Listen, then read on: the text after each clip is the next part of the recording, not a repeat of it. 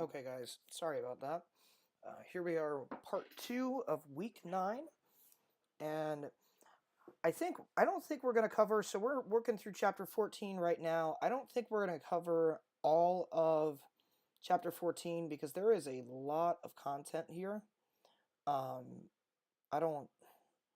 I would have liked to do it before spring break, but there is a lot of content here. So let's see how big chapter 14 is here.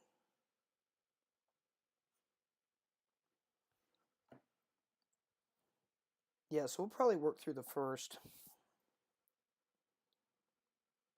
3/4 of chapter 14, and then we'll jump to,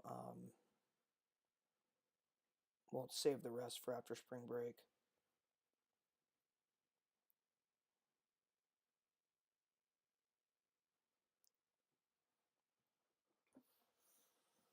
Okay, so the first thing I wanted, so you can see we've gone over our example of our, some of our keywords that we can use in our scripts.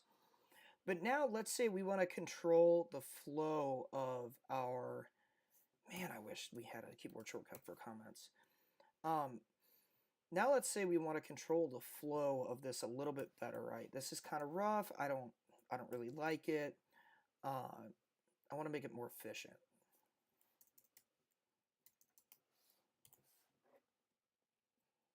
So one thing I'm sure you guys noticed is that I couldn't use more than one SQL statement within my, we're recording, right?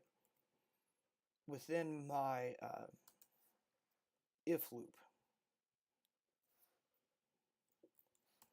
And so there's a way around that, and that is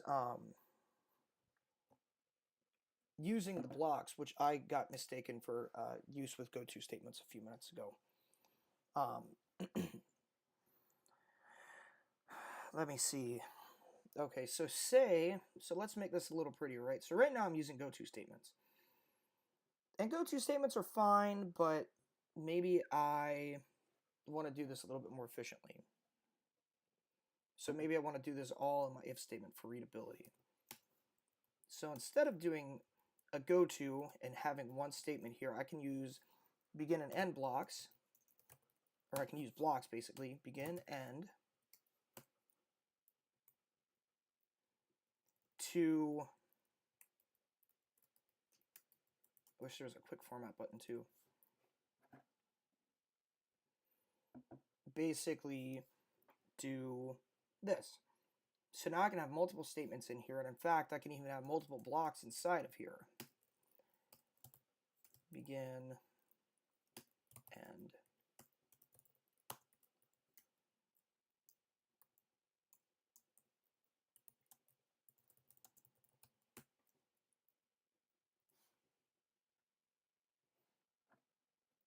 Okay, so I lied, I can have one block, but can I do nested blocks? I think I can nest blocks.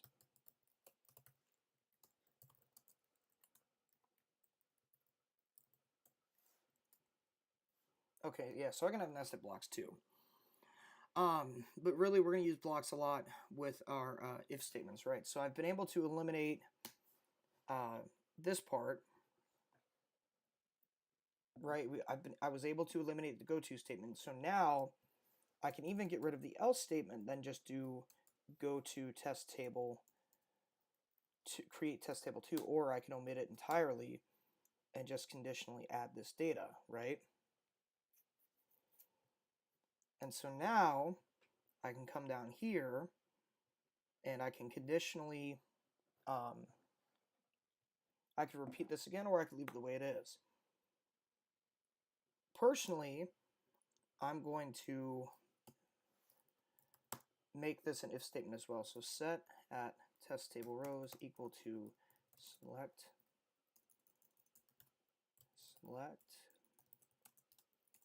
count star from test table 2 if test table rows is less than 1,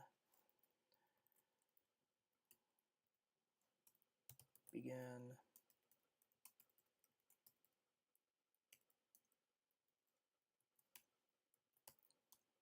end,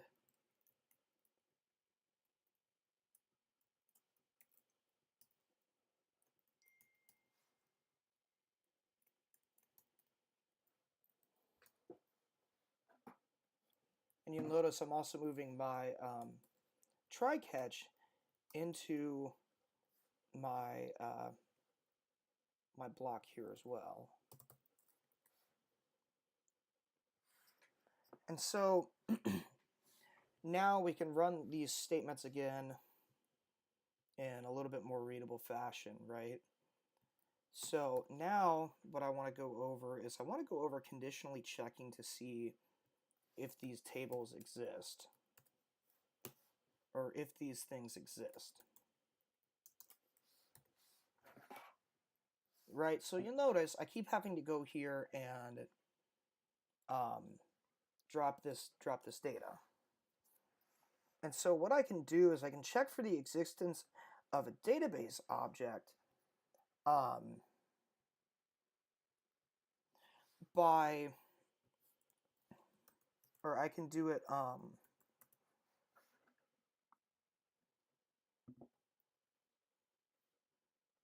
I can conditionally drop if it exists, or I can just check if it exists, period.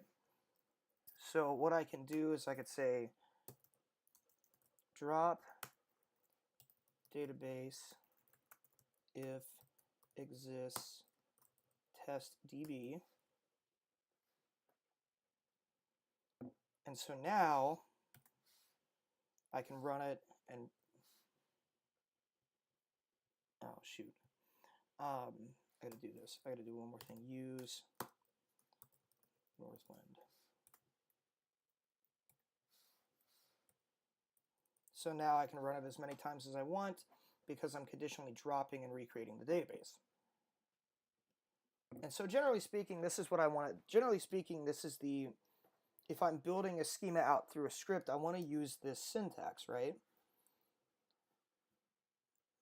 And in fact, yeah, so I can even do drop table if exists test table 1. So I can conditionally drop these tables as well if they exist.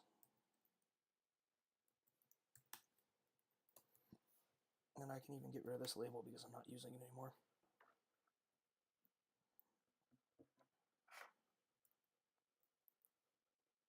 Oops. That's not what I want to do. All right, so I'm still getting an error from somewhere where create view test table to view as.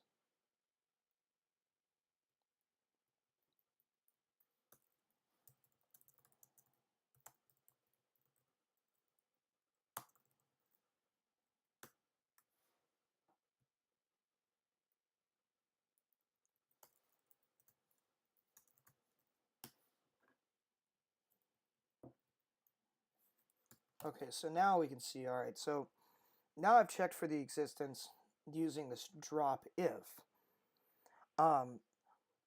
Another way to do this is to wrap it in an if statement, and I can say if exists object ID test table 1 .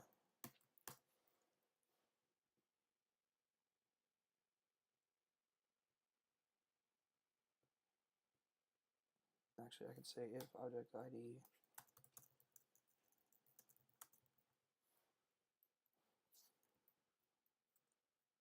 so I can also do it like this. I can conditionally check to see if it exists. And so instead of dropping it,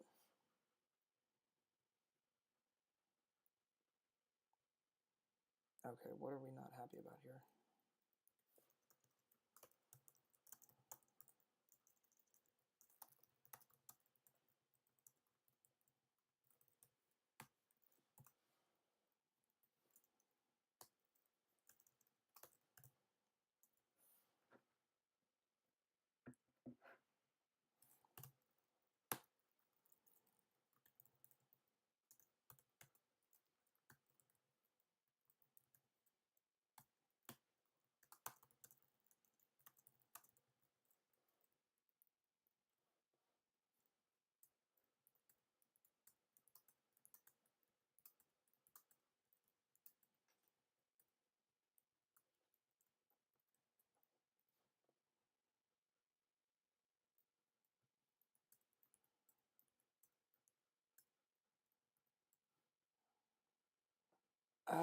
okay, I see the problem. Begin.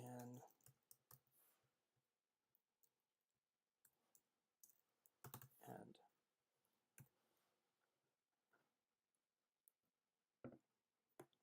So now you can see I've run my query again, and I've conditionally checked.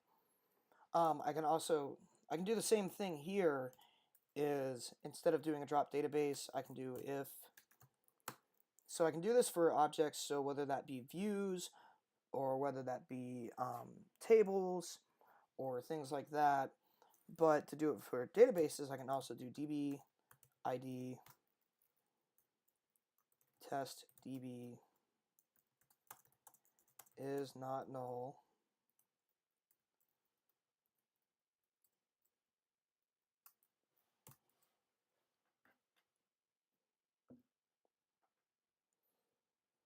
But okay, is null. So now you can see I've changed it up a little bit. So I've checked for the existence of a database, or I've checked for the existence of a table. So let's get rid of all of this, and let's go back to what we had before.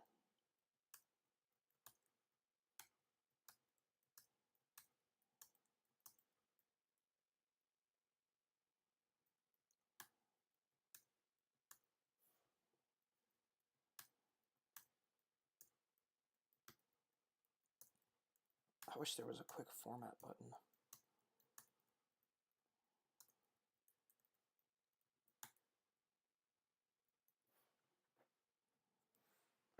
Let's see here.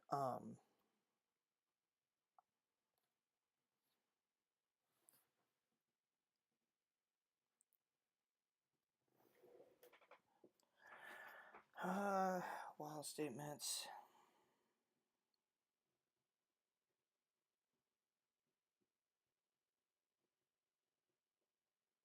Skip over cursors.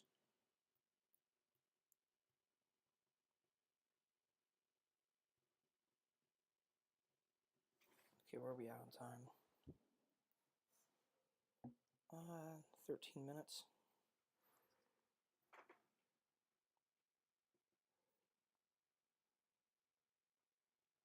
Actually, you know what? We're just going to go ahead and cover all of chapter 14. There's only a couple more pages left in the chapter.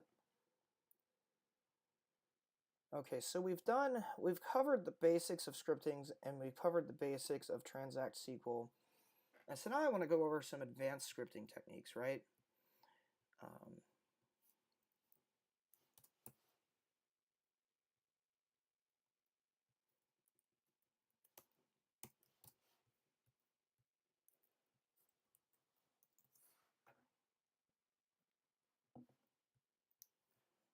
And so,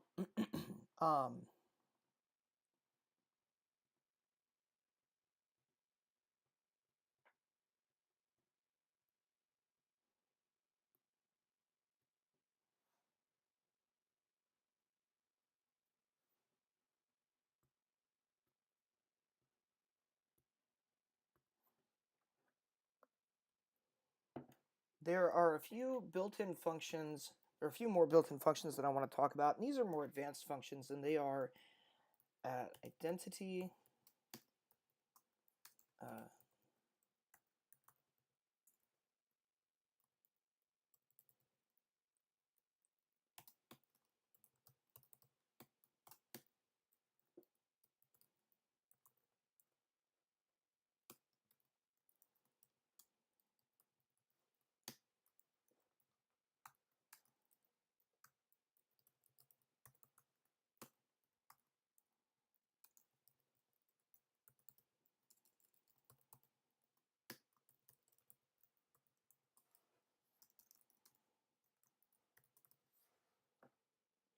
and so these are a few other things that we can use.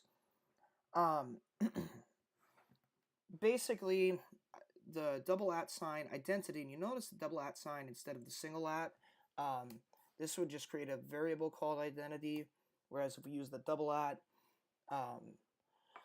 this returns the last value generated for an identity column on the server. And so what this means is that if we were to place this inside of our script right here or down here at the bottom, we would get 3, which is the last identity generated for test table 2. And that's server wide, so it gives us whatever the last identity was generated for any table. It doesn't tell us what table, it just gives us this value back. Whereas ident current gives us back the last identity generated for a specific table, right? So now I could get back what was the last identity generated from test table 2. At row count gives us the number of rows affected by the last SQL statement. Double add error gives us the most recent error. Double add server name gives us the name of the local server. The host name function gives us the name of the current workstation, and system user gives us the name of the current user. So let's put these into play in our script here.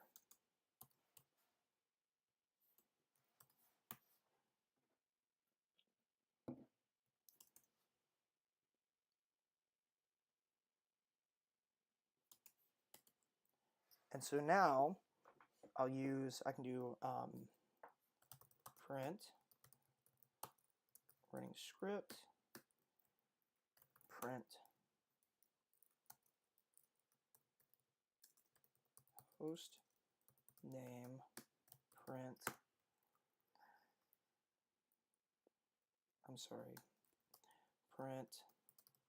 server name, print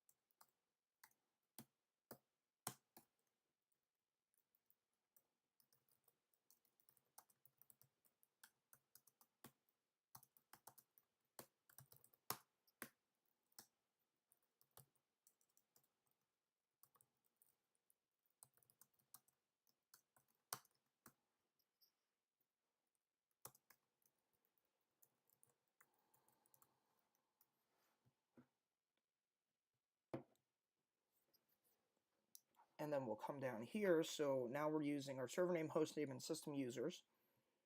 And so now I want to do identity. So as you could see, we'll do one before, print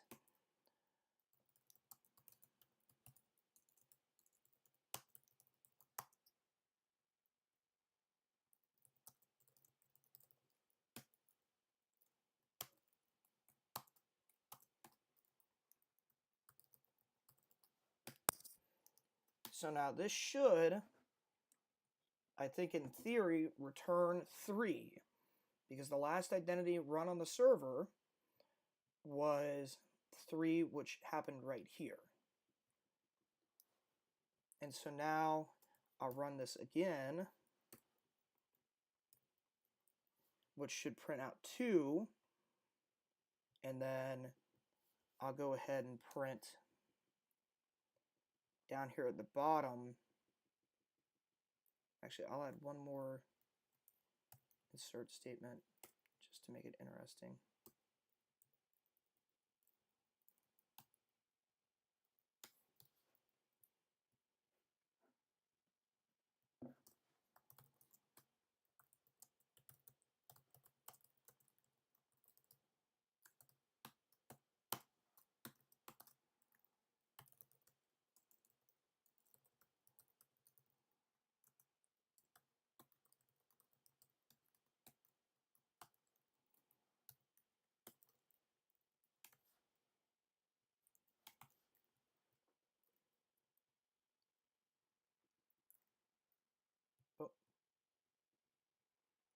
And then we'll do a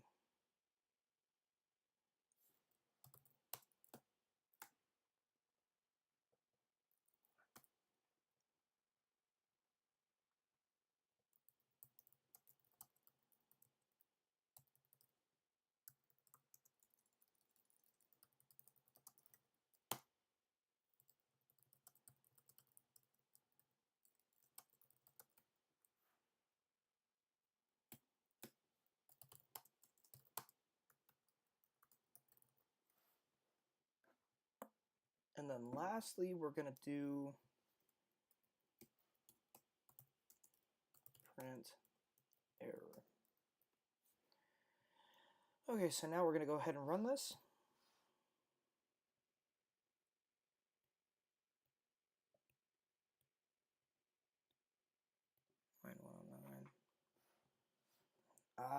Shoot.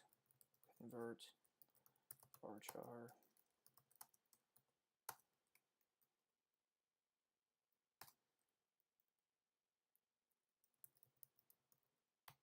Because remember, we can't concatenate integer to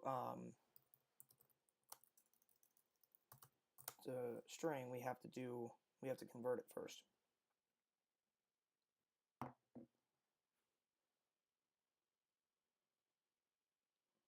Okay, so that's all right.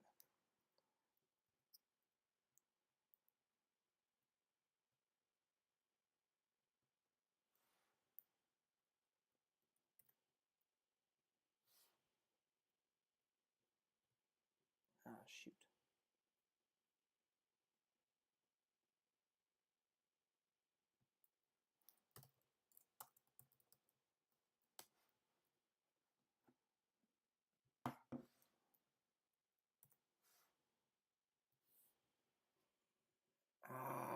I missed one. Well, I missed two of them. Convert varchar.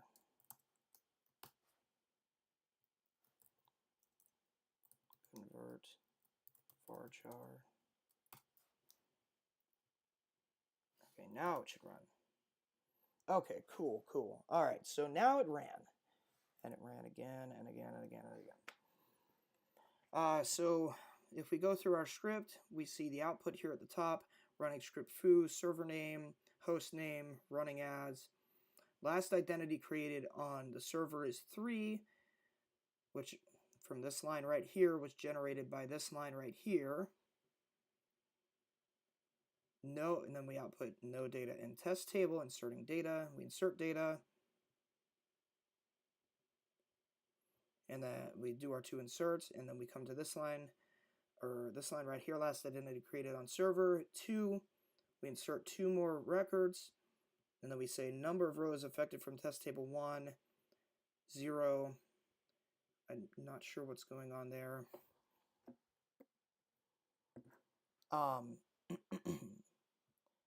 And then we do data inserted successfully, number of rows, 4. And then we come down here, we create our test table, and then we come down at the bottom,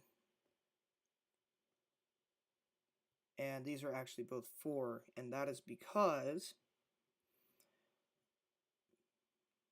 so, well, we get to here, which is 8114, which is the last error code. And we'll do SQL Server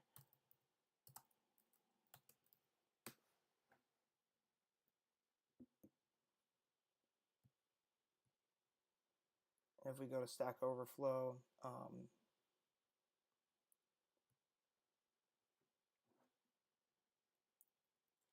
it's basically converting data type.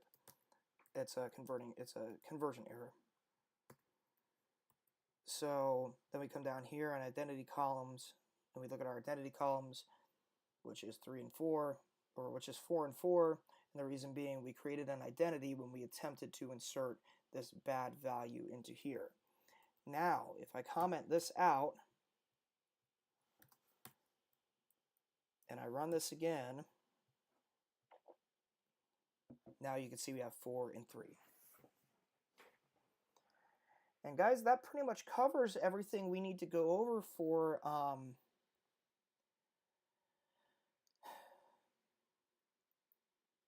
let me see, that pretty much covers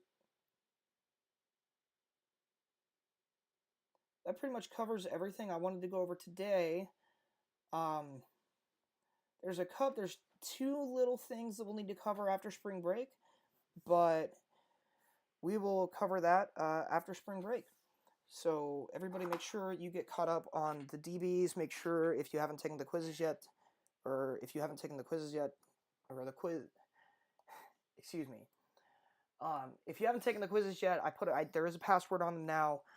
Reach out to me if you need to retake them, or not retake them, but if you haven't taken them, please reach out. I'll give you the password. Go ahead and get those taken. Go ahead and do the DBs. Go ahead and do the extra credit if you can, and go from there. So, as always, reach out if you have any questions, and I'm going to go ahead and get this uploaded.